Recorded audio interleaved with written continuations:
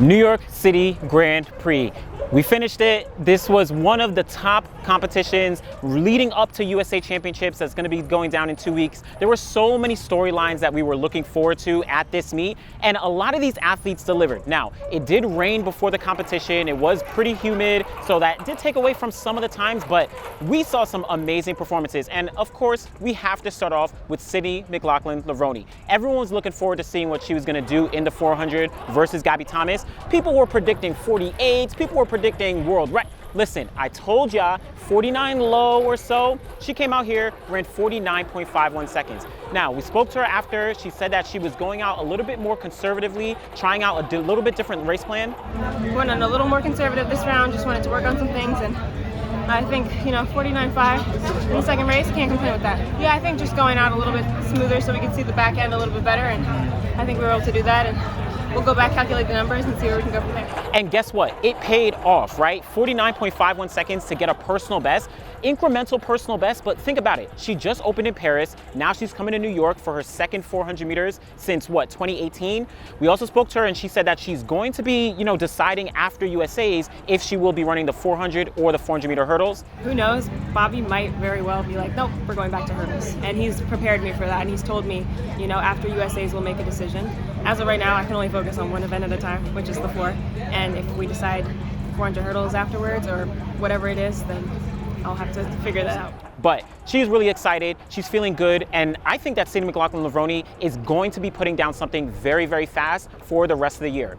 On a side note though, we have to talk about Gabby Thomas. Now, in this 400, she managed to run 50.29 seconds, but this came just off of the 100 meter dash where she ran 11.08 seconds, a season's best and not too far off her 100 meter personal best of 11 seconds flat. Now, she said that she is in a perfect position. 400 meters going well, 100 meters going well, but she said that she's only going to be focusing on the 200 meters at USA Championships. I feel great about my 200. I'd love to double, but the way trials are set up, I can't do the 1 and 4 and the 2, so I'm going to be focusing on the 200. But I want my name to be in that relay pool for the other events. But I feel really strong with my speed and my endurance for the 2. But she did say that her goal is to not only run the 200, but then be in the relay pool for the 4x1 and the 4x4. So I really like where Gabby Thomas is going. This is really a comeback year in a sense, right? She got injured last year, coming back this year, coming from that 2021 Olympic bronze medal in the 200. I really think she's going to get on that USA team and then challenge for a medal in Budapest. So Gabby Thomas, Sydney McLaughlin-Levrone in that 400.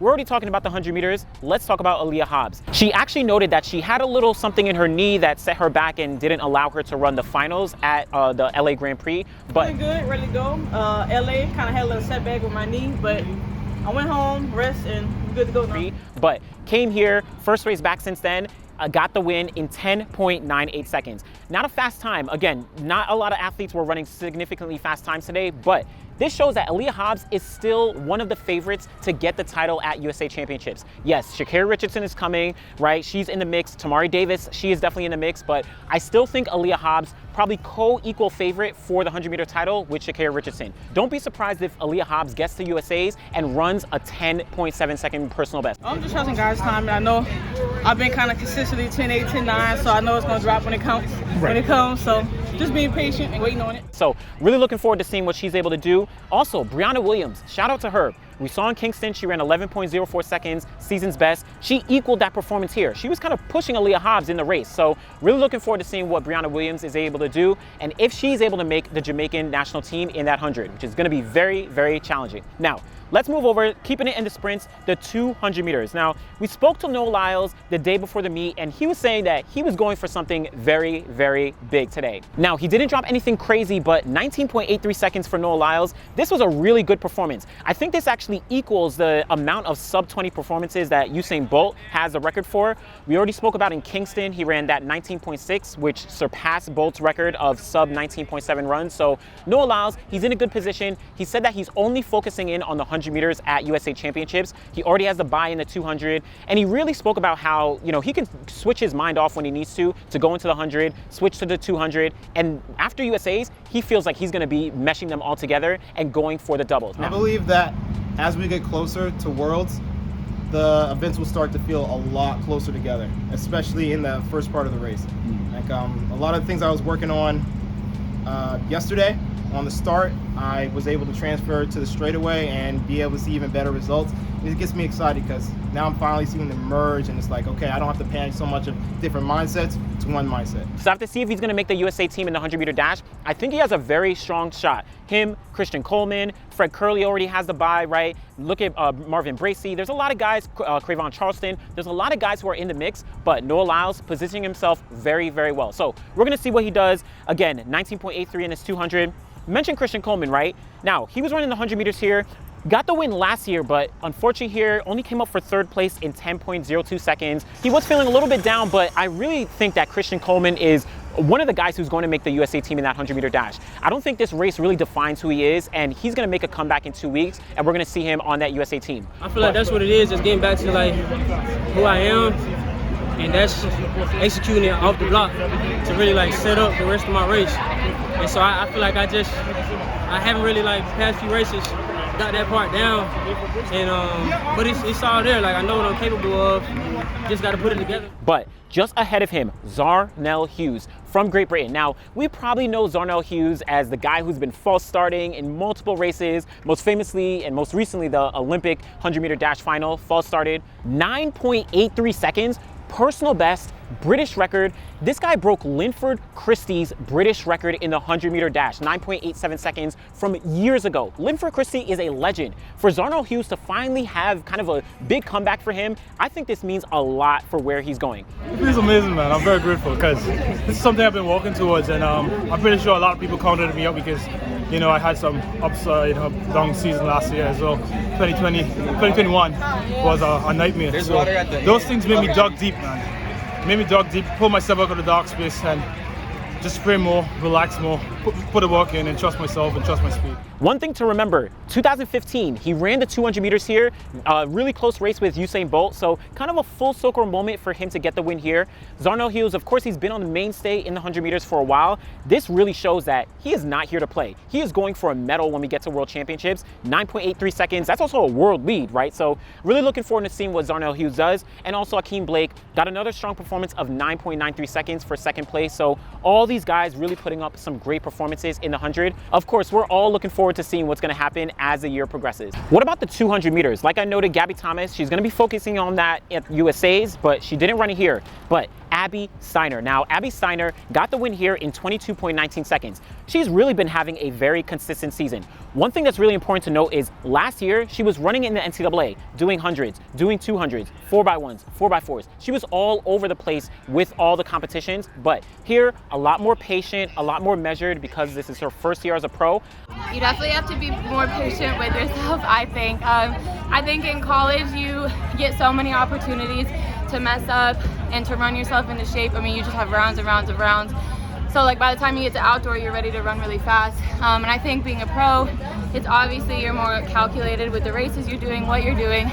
So yeah, I think just being patient with yourself, patient with where you're at, trusting your coach is the biggest thing. She said that she's actually only going to be running the 200 likely at USA. So we're going to see how she, really does at USA Championships. I think Gabby Thomas and Abby Steiner has kind of separated themselves from the rest of the pack. Jenna Prandini is definitely in here. She got third place in this race today, but looking forward to seeing what Abby Steiner does.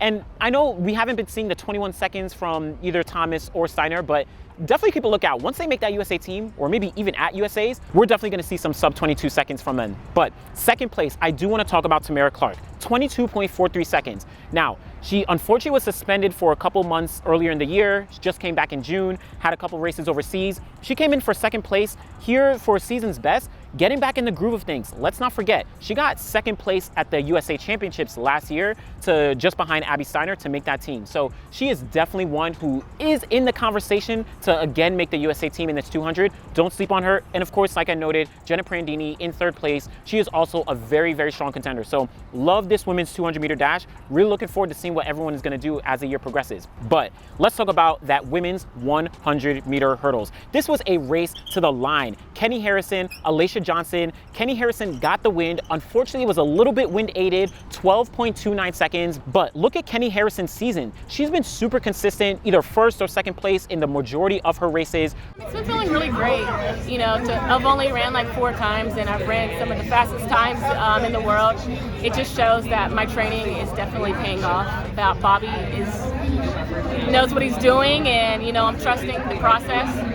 taking it one race at a time. I'm looking forward to seeing what she's going to be able to do when we get to USA's, which she's very likely going to make the team, and then at World Championships. I know she wants some redemption from, unfortunately hitting a hurdle in the final at World Championships last year and then not being able to get a medal, but Kenny Harrison is coming. Just behind her though, Aleia Johnson, 12.3, she was very, very strong as well. She doesn't have a sponsor yet. She's still looking for one. She's, really advocating for herself and other athletes as well.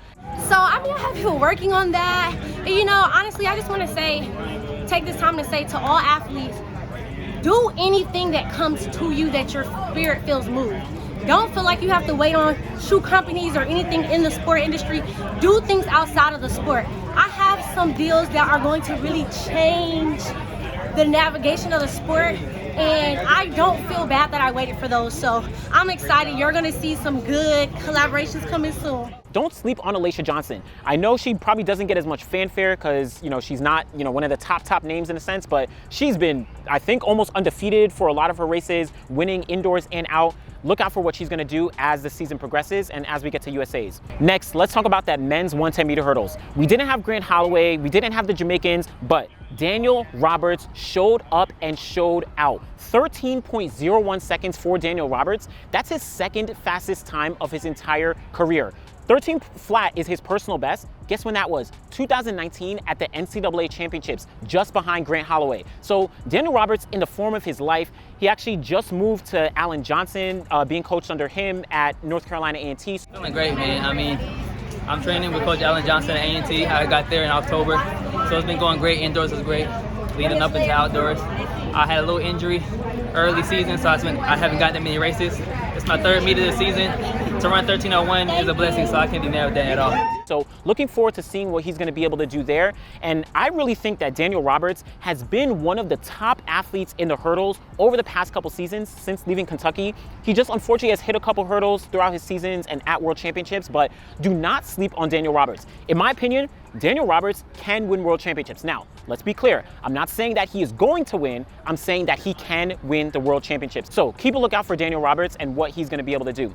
Behind him though, Devin Allen, also getting into form. 13.04 seconds for Devin Allen. I was just saying that, he was in Europe, he was running, pretty decent.